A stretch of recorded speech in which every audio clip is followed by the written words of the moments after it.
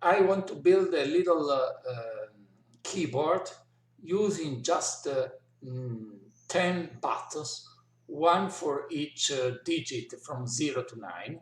So I put the first button here and I rotate it using the arrow on the keyboard, and I place a label 0 in the center of the button.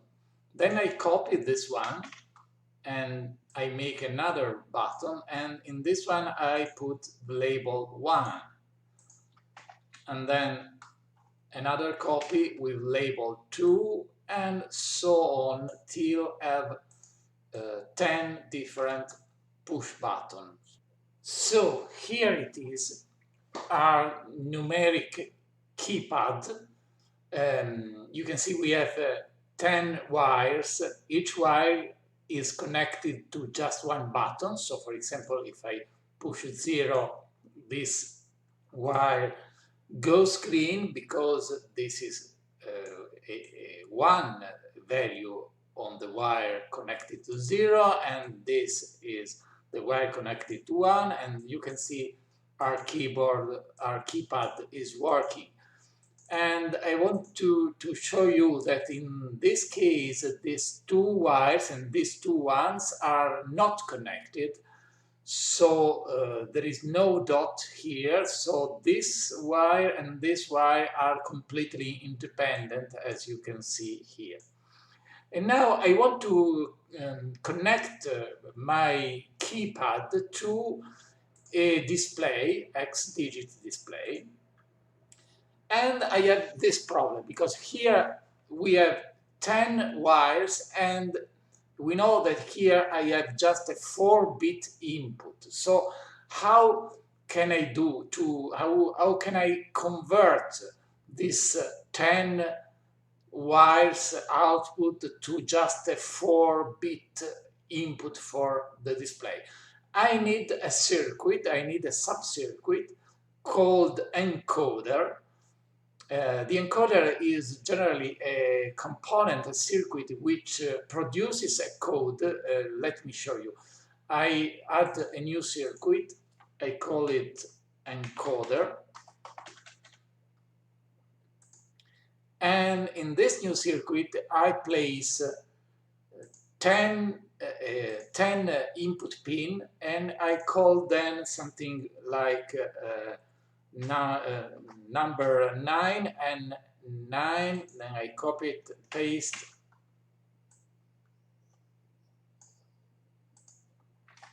So here we have our 10 input pins named N9 to N0 for the last one, and I place also 4 output pin. I call them bit 3, bit 4, bit 2, and bit 1 and bit 0. And here we have our circuit with 10 input pins and 4 output pins.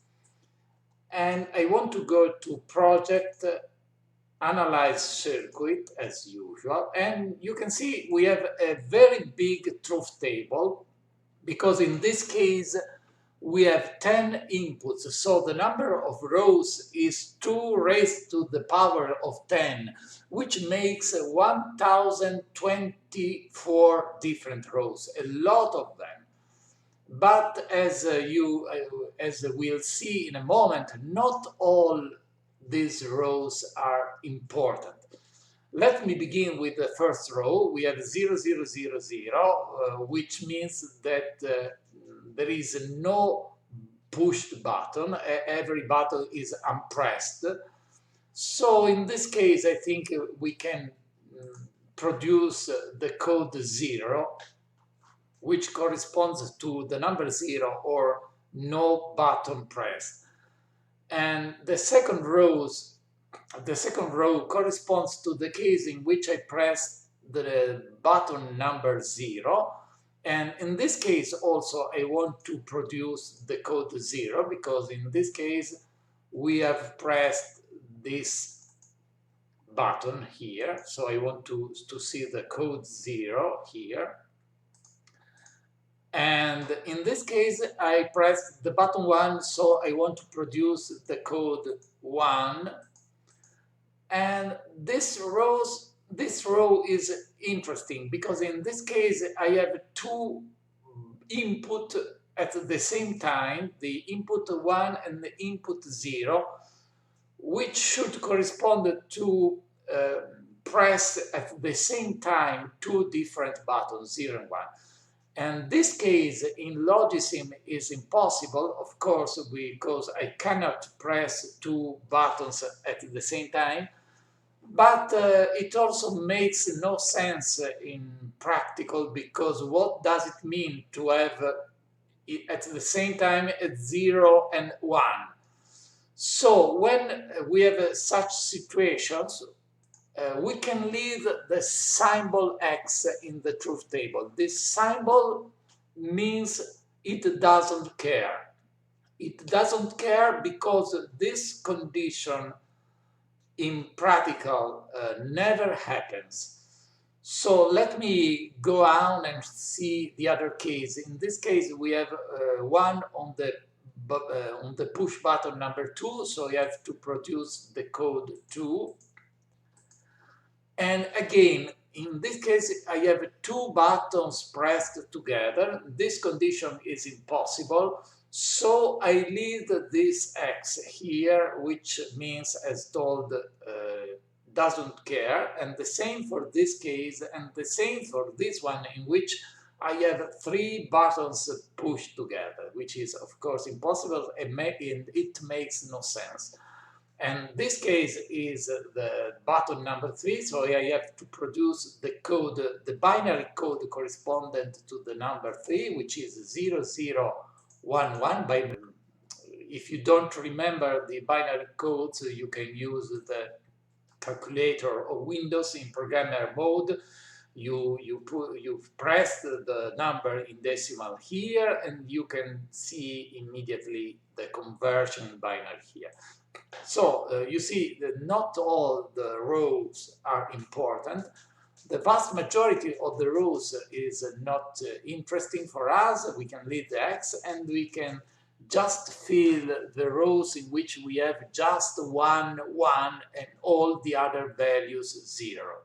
So I've completed the truth table for you, which is a boring task, but not really difficult.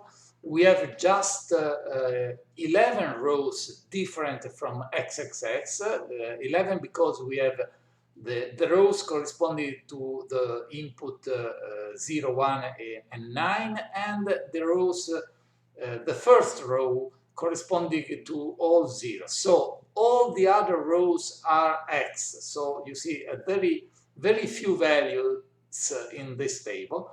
And now I go to build circuit and to OK and yes, and let me show the result here.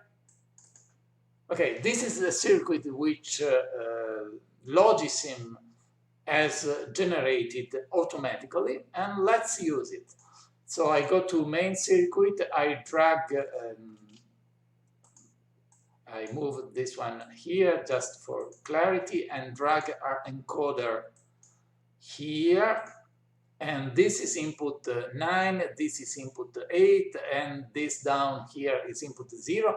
And here you can see a little problem because I have to connect this wire, which is the wire 0, with this input down here, and the Y1 with this input down here. So if I want to connect this to this, this to this, and so on, we'll have a lot of crossing between wires, which is not very elegant, but we have a better solution. I remove this circuit and go back to our encoder and use this little icon here. I click on it. And here you have a depiction of our component or subcircuit, and this one are all the input. If I press on one of them, you can see the position of the correspondent input in the circuit in the little image down here. So here you have a little map of the circuit, and you can see that this input is the upper one, and this of course is the bottom one. And I want to switch the position of this input pin. I take this one, I drag it in this position, and I move this one to the first position, and then exchange it with the last one. In the same way, I exchange this with this. Now, let me check. The higher one corresponds to N0, and in the same way, you can see in the little image on the right lower corner of the screen, you can see the position of this now is correct.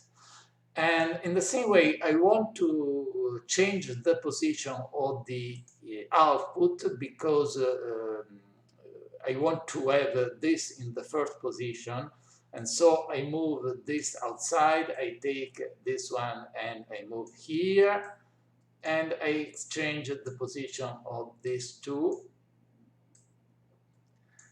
And now we go back to our main circuit and drag again the encoder here. And now you can see that the 0 input corresponds to the upper position, and the 9 input corresponds to the lower position. So now we can connect all the wires in an easy way. And finally, I want to connect these 4 output to the 4-bit input here. I need a splitter to group this one together. I'm taking this one and rotating it in this position. And you see that the 0 wire corresponds to bit 0. And bit 1 to 1, and bit 2 to 2, and bit 3 to 3. Let me move this down a bit. And now I can connect the display with our numerical keypad, and let me show if it works. This is 1, this is 2, 3, 4, 5, 6, 7, 8, 9.